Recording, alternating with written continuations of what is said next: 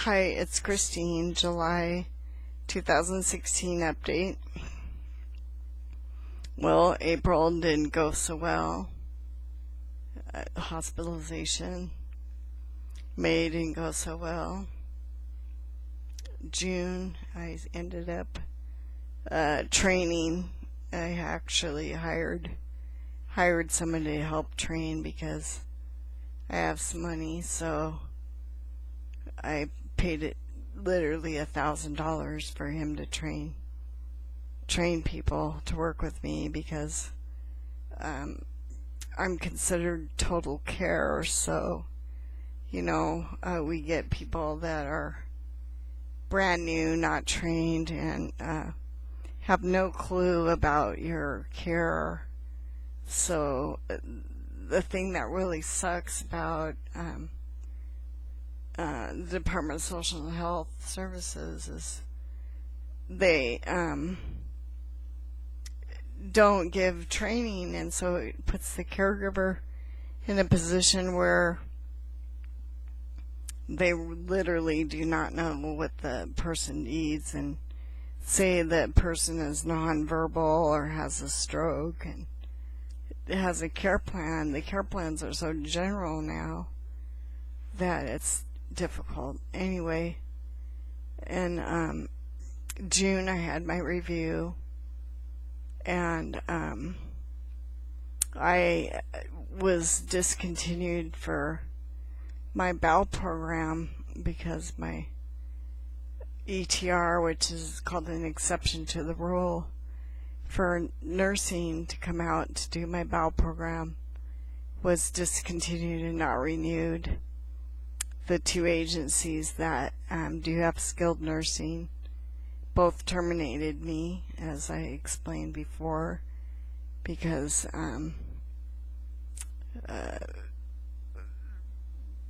2012, or I think it was 2012 or 2013, that's when I was abandoned, dropped on my head, people stealing drugs. And APS told me that I was with the most corrupt agency on the planet, and that I'm only a small part of the problem, and that they wanted me to go to the media or my lawyer. Well, I wasn't expecting to hear this, and I knew the program was sucked because as soon as I got back from Washington, D.C., I was only going to get 10 hours a day, so I'd be dead. You know that. They'd send me in a nursing home. So I feel like people that are high needs, whether we're paralyzed, have MS or whatever, sometimes primary progressive, I've been in rehab for a long time, and I've really, really made it a long time vocationally, with physical therapy and just the skills that I've learned, really of living a whole life with a disability that is hidden. Anyway, one thing I want to touch base on is the end-of-life care is still taking forever, and I haven't even really had time to think about it because I'm talking about the no food, no water, because literally I've been chasing after this carrot since I got home and had to hire a lawyer just to get the hours. So that's when I decided to be an activist and try to be a voice for vulnerable adults. And because I think that, I've listened to most all of the presidential address to the nation, and he can list every minority, and disabled people don't even make it on the list. We don't even make it underneath the transgenders. And I've been keeping track of this, and I think maybe one time he mentioned people with disabilities. But basically, I think that vulnerable adults are getting freaking shafted for one reason. A lot of people get sent into nursing homes because they're not given the care hours that taxpayers pay for to take care of people like me and other people. And the state is crooked. It's a crooked state. It's a crooked country. They get away with freaking breaking the law. We can't even get pulled over for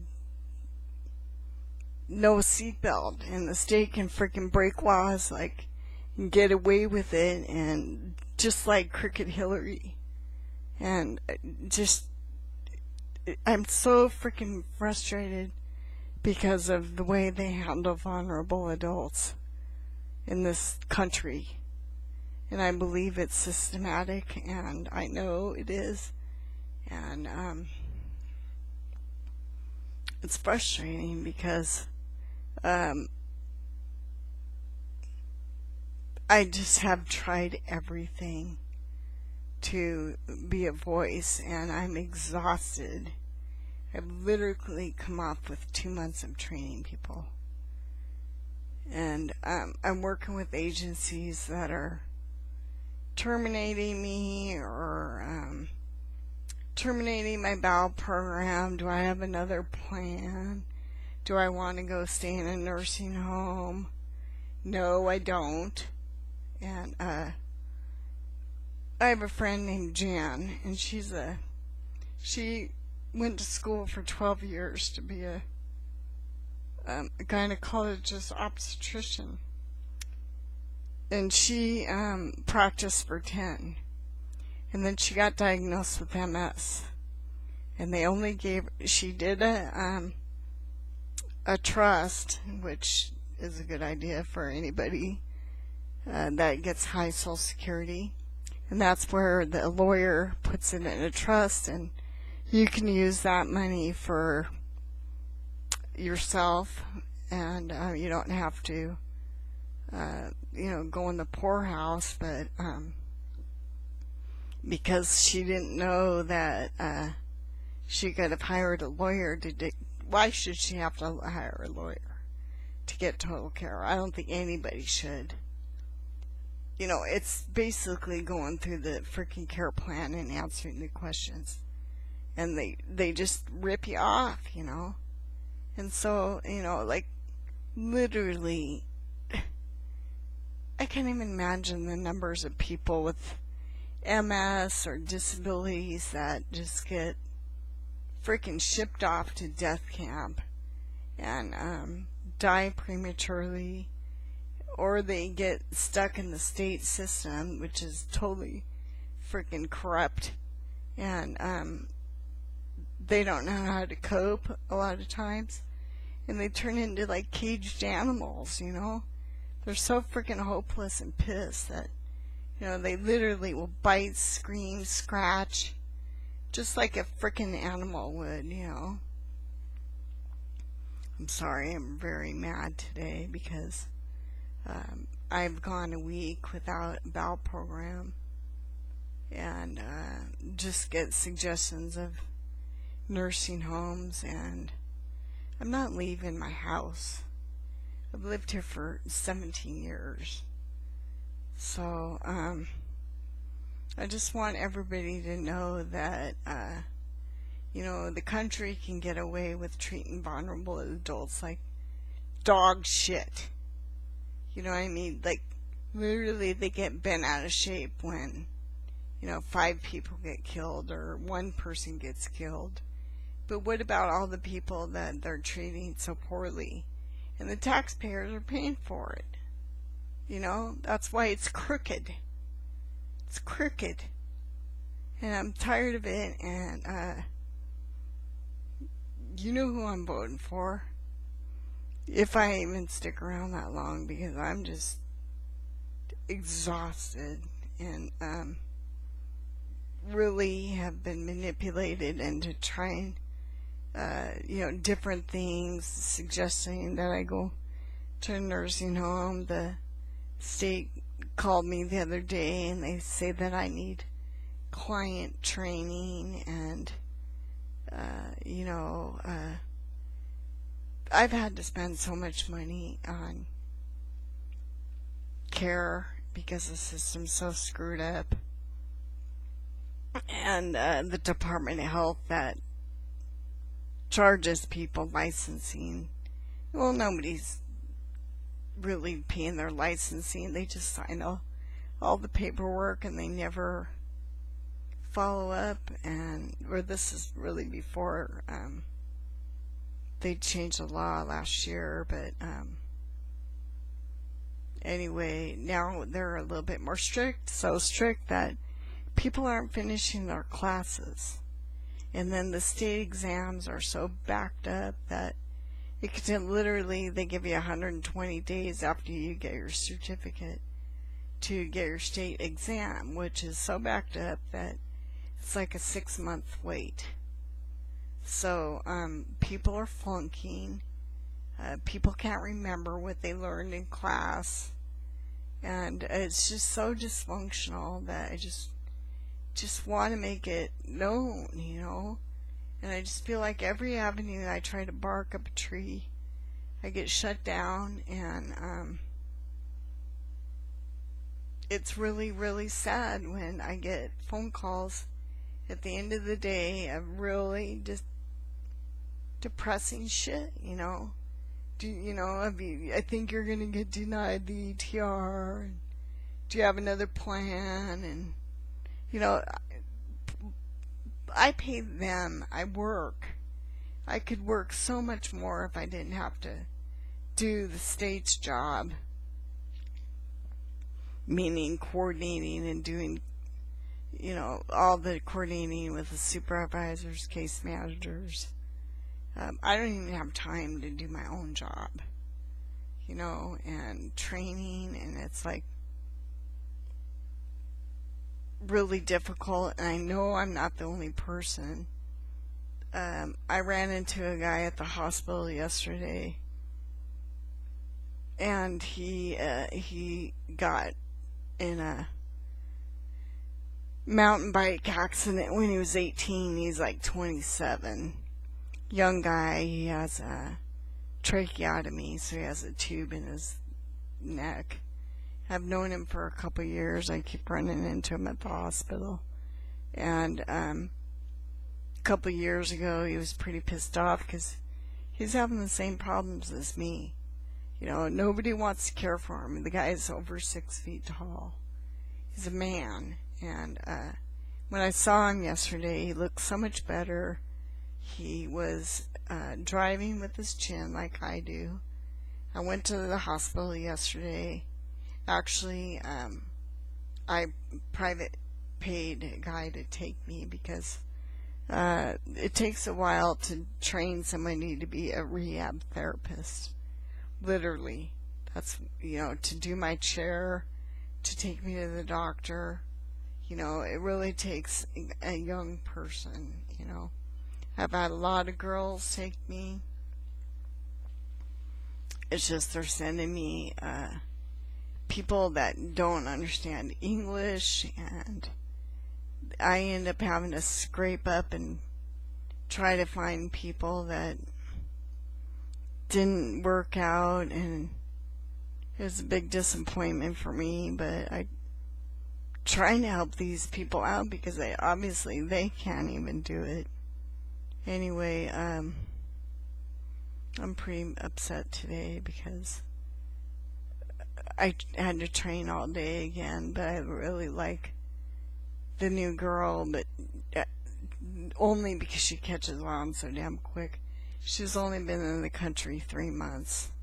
So literally, they have like tongues when they come from Africa. That means that from different parts of Africa, like we have slang, they have tongue, but they are taught the English language, but you wouldn't believe how much slang Americans use. So when you're a quadriplegic and you're trying to train somebody, I'm really, I should be training people? Come on now. And so I hear these stories about people walking into a situation and the caregivers just getting the clients are getting frustrated, so are the caregivers, because the caregivers have no training. They're just as freaking scared as the client is frustrated. The client, they'll mutter out if they can speak. You need training. Nobody needs a different person with no experience coming in that hasn't been trained. And so I have a pretty good view of how the crooked state of Washington works, and just pray to God that things change in 2017 with the new president. And that's pretty much all I have to say. Is